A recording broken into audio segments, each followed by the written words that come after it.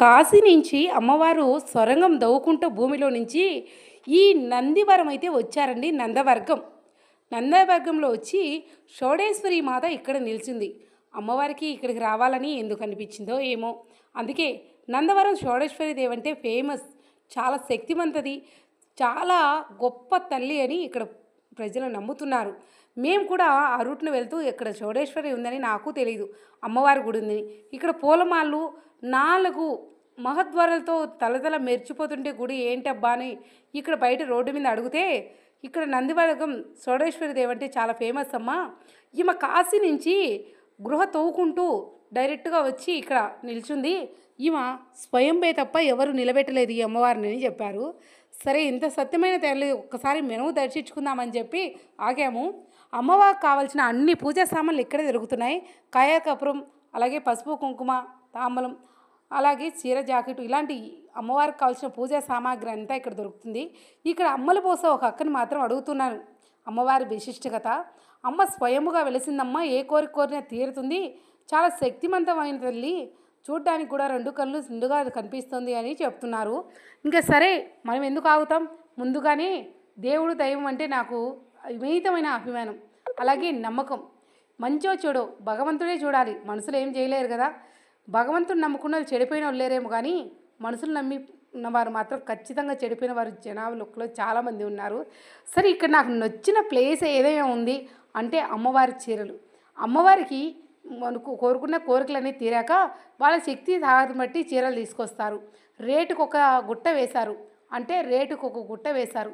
మనకు నచ్చిన చీర తీసుకొని దాని మీద 1000 రూపాయల రేటు ఉంటే 500 వాళ్ళకి ఇచ్చి ఆ చీర తీసుకెళ్ళచ్చు. చీర కొనడం ఈజీని, కాకపోతే ఆ చీరకు కొన్ని విలువలు ఉంటాయి, అలాగే కొన్ని జాగ్రత్తలు తీసుకోవాలి మనం. అందుకే నేనైతే మా వారు మనము కుదరదులే అంటే ఆ చీర కట్టుకున్నప్పుడు అన్ని జాగ్రత్తలు తీసుకోవాలి. అమ్మవారికి పేరు పెట్టి తీసుకొచ్చిన చీర కదా, మనం ఇంట్లో వసతులు అలాగే నీసు కౌసు లేనప్పుడు మంచిగా కట్టుకొని మళ్ళీ జాగ్రత్తగా దాన్ని అంటే చారీని మళ్ళీ జాగ్రత్త పరుచుకుంటూ ఉండాలి. అందుకని చెప్పి మాకు కుదరదని నేను తీసుకోలేదు, కానీ చాలామంది తీసుకుంటున్నారు. ఇక చూస్తూ బయటకు వస్తే అమ్మవారి సంతానం మొలక చెట్టంట. ఆ చెట్టుకు ఉయ్యాలు కడితే పిల్లలు లేని వాళ్ళకి సంతానం కలుగుతుంది, ఆరోగ్యం బాగాలేని వాళ్ళకి ఆరోగ్యం మెరుగుపడుతుంది అని ఆ పెద్దమ్మ చెప్తూ ఉంది.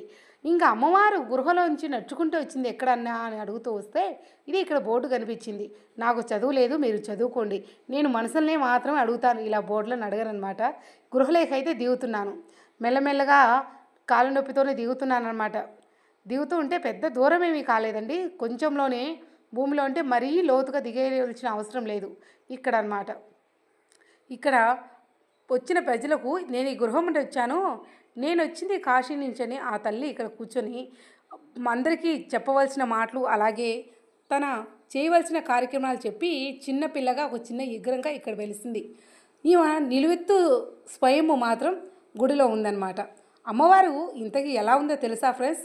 నిండుగా మహాలక్ష్మిలాగా అమ్మవారు చాలా అందంగా ఉన్నారు.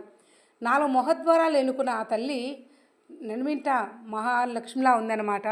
చూస్తే చాలు, రోజు ఒక అవతారంతో అమ్మవారు దర్శనం ఇస్తూ ఉంటుంది. అందుకు కాబట్టి షోడేశ్వరి దేవి గుడికి ఎవరైనా వెళ్ళండి. అలాగే కోరిన కోరికలు తీర్చిన తర్వాత అమ్మవారికి చెప్పిన మొక్కులు ముడుపులు తప్పకుండా అమ్మవారికి నెరవేర్చాలంట.